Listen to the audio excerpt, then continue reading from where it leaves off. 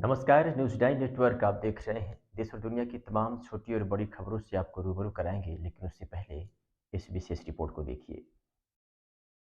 जननायक चंद्रशेखर विश्वविद्यालय के कुलपति डॉक्टर सुजीत कुमार गुप्ता ने कहा कि मध्यदेशीय समाज अभी भी शिक्षा के क्षेत्र में वह स्थान नहीं पा सकता जो उसे मिलना चाहिए। उनका कहना है कि अभिभावक अपना सब कुछ समर्पित करके अपने बच्चों को अधिक से अधिक शिक्षित करने का संकल्प लें। संत गणिनाथ मंदिर परिसर स्थित हाल में शपथ ग्रहण समारोह में बतौर मुख्य अतिथि अपने विचार व्यक्त कर रहे थे। इस अवसर पर नवनिर्वाचित पदाधिकारियों को भी नियत की शपथ दिलाई गई।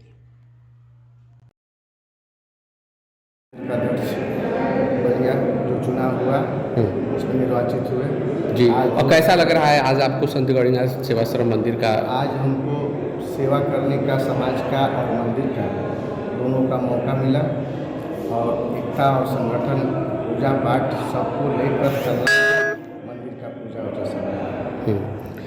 अध्यक्ष जी, समस्याएं ज़्यादा हैं जी और चुनौतियां बड़ी हैं, कैसे सामना करेंगे?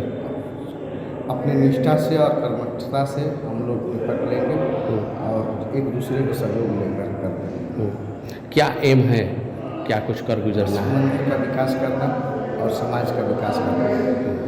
सर, इसमें एजुकेशन के क्षेत्र में आप समाज के लिए कैसा व्यवस्था करेंगे?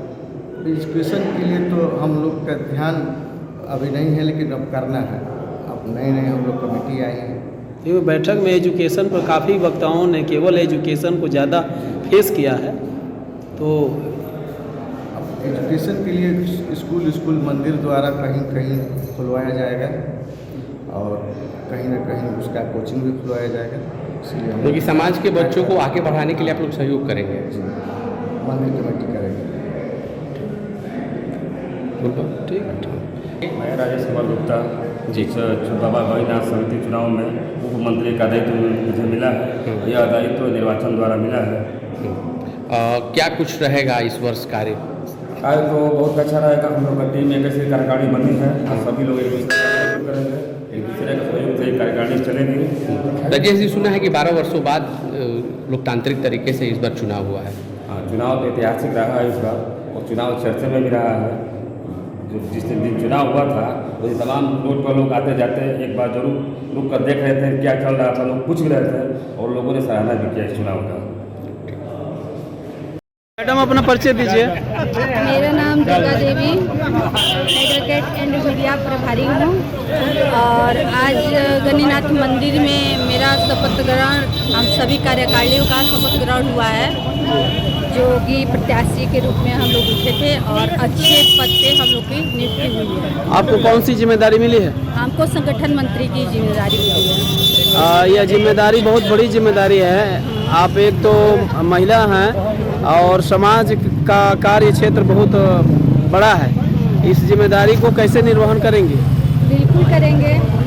बाबा जब अपने शरण में हमें बुलाए हैं तो आगे वही हमें आगे मार्ग दिखाएंगे और हर जिम्मेदारी को आज तक अच्छे तरीके से निभाती आई हूँ। अपने अच्छे सहयोग से उन सारी जिम्मेदारियों को निभाई हूँ, तो ये भी निभाऊंगी। सेवाश्रम मंदिर एवं छात्रावास निर्माण समिति का जो चुनाव हुआ है, इस अवसर पर क्या करेंगे? चुनाव हुआ है, पदाधिकारियों का पदभार सौंपा गया है, शपथ ग्रहण हुआ है, क्या कुछ कहेंगे? आज मैं अपनी कमेटी के गणिनाथ मंदिर छात्रावास निर्माण समिति कमेटी के सभी लोगों को बधाई देता हूँ और बाबा गणिनाथ से प्रार्थना करता हूँ बाबा उन लोगों को शक्ति सामर्थ्य दिए ताकि समाज में अच्छे ढंग से काम कर सके और इतने लोकतांत्रिक ढंग से चुनाव हुआ, जहाँ साफ सुथरा चुनाव हुआ, उन लोगों को बड़ी जिम्मेदारी मिली है समाज के में काम करने के लिए।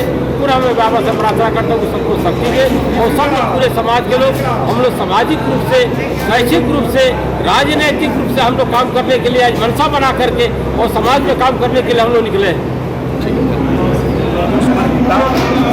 मैं संतोष कुमार गुप्ता, श्री गणिनाथ मंदिर समिति बलिया महामंत्री जी। क्या कहेंगे इस अवसर में? आज हम लोगों का शपथ ग्रहण जो नई कमेटी का जो चुनाव से हम लोग चयनित करके आए हैं, आज अपने 21 की जो कमेटी है, आज शपथ ग्रहण समारोह था और जनपद के कोने कोने से अपने सुजाति बंधु और वैश्य समाज के सारे अपने अतिथिगण आए थे, जिन्होंने हम सबको नई कार्यकारिणी को अपना आशीर्वाद दिया। इस आशीर्वाद के लिए मैं बहुत बहुत आभार व्यक्त करता हूँ पूरे समाज का और अपने जो भी वैश्य समाज के अपने अतिथि थे, और ख़ास तौर से अपने जो इस कार्यक्रम के आज के मुख्य अतिथि हम सबके ऊर्जा स्रोत अपने चंद्रशेखर विश्वविद्यालय के अपने कुलपति जी हम सब के आज के कार्यक्रम के मुख्य अतिथि थे। पुनः मैं उनको बहुत सारा आभार व्यक्त करता हूँ, जिन्होंने अपना बहुमूल्य समय में से समय निकाल करके नई कार्यकारिणी को अपना आशीर्वाद दिया। नई चुनौतियां हैं सामने, बड़ा कार्य है, कैसे निपटेंगे? जी, समाज का काम है और समाज के आशीर्वाद लेकर के हम लोग धीरे धीरे ही सही, लेकिन समाज के आशीर्वाद से सारी चुनौतियों का हम लोग सामना करते हुए समाज का काम करेंगे। ठीक, मुख्य अतिथि आप आए हुए हैं, क्या कुछ करेंगे? सबसे पहले तो मैं संत गणिनाथ जी को नाम निवेदित करता हूँ, और जैसा कि गणिनाथ जी समाज सेवा के लिए और समाज के लिए उन्होंने अपना जीवन समर्पित किया है, उसी प्रकार से जो नवनिर्वाचित यहाँ पर काजगाड़ी सदस्य हैं उनको शपथ दिलाते हुए मुझे ये गर्व का अनुभव हुआ कि ये जो है अपने उसी प्रकार से समाज सेवा के लिए अपने को तत्पर रखें और एक समाज की इकाई के रूप में समाज की जिम्मेदारियों का निर्वहन करने के लिए, सामाजिक सरोकार को समझने के लिए वो प्रेरित हूँ। इन्हीं के लिए मैं इनके बीच में आज उपस्थित हुआ। जी, जिस तरह से एक लोकतांत्रिक प्रक्रिया के तहत पदाधिकारियों का चुनाव किया गया है, ऐसा चुनाव और किसी समाज को एकजुट होना कितना ज़रूरी है आज के वर्तमान परिदृश्य? देखिए, अपना जो भारतवर्ष पूरा लोकतांत्रिक व्यवस्था से ही चलता है, परिवार भी लोकतांत्रिक व्यवस्था से ही चलता है, लेकिन अगर जब लोकतांत्रिक नहीं रहेगा, तानाशाही रहेगी, तो परिवार भी नहीं चल पाते। आप परिवार को भी लोकतांत्रिक तरीके से चलता है। वहाँ मुखिया जो है वहाँ जरूर वोट नहीं पड़ते हैं, लेकिन फिर भी मुखिया सबके विचारों से ही तय होता है। तो ऐसा नहीं है कि वो सबसे उम्र में बड़ा हो, दूसरे नंबर वाला भाई भी मुखिया हो जाता है कहीं कहीं, आप महसूस करते होंगे। तो ये अपने यहाँ सिस्टम ही है, अपने यहाँ तो परिवार व्यवस्था से ही लोकतांत्रिक सिस्टम में चलता है समाज, तो फिर लोकतांत्रिक व्यवस्था से क्यों नहीं कोई जो समाज का जो इकाई है, यानी जो एक कह सकते हैं गठन करके वो समाज के लिए संकल्प लेती है, तो लोकतांत्रिक व्यवस्था से चुनाव हुआ है, तो ये तो और खुशी की बात है। और लोकतांत्रिक व्यवस्था से ही सिस्टम चलता है, तो ज़्यादा लोगों का उसमें सहयोग और समन्वय रहता है। जी, पदाधिकारियों के लिए और समाज से जुड़े हुए इस संगठन के लोगों के लिए क्या आपका संदेश रहेगा? देखिए, मैं ये सभी व्यक्ति से वैसे प्रार्थना करता हूँ, निवेदन करता हूँ, और विशेष रूप से जब ये पदाधिकारी बन जाते हैं तो उनका दायित्व बढ़ जाता है, क्योंकि ये निर्धारित होकर कर दिए गए कि इनको ही काम मैंने झंडा इन्हीं को लेकर चलना है, बाकी यानी ध्वज इन्हीं को लेकर चलना है, बाकी लोग ये चलेंगे, लेकिन यानी इनकी जवाबदेहिता बढ़ जाती है, इनका जिम्मेदारी बढ़ गई।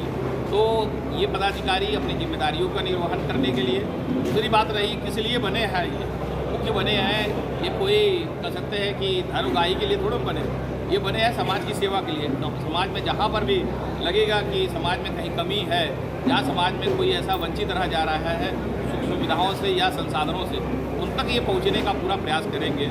और मेरा इनसे यही निवेदन भी है, इनके लिए संदेश भी है कि समाज से ही अपना जीवन है, समाज को हम त्याग करके, यानी छोटी कहीं परिवार होता है वहाँ हम त्याग करके हम कहीं अपना जीवन अशुद्ध नहीं बना सकते हैं। इस नाते सामाजिक सरोकार हमारे जीवन का ध्येय बने, कुछ भी हम करें लेकिन समाज के लिए हमारी जरूर चिंता रहे, यही संदेश इनके लिए है। और मुझे पूरा विश्वास है कि हमारे नवनिर्वाचित पदाधिकारी इस बात के लिए संकल्पित हैं कि वो समाज में कुछ अच्छा ही करेंगे, इसके कारण से उनके अपने समाज का, देश का भला होगा।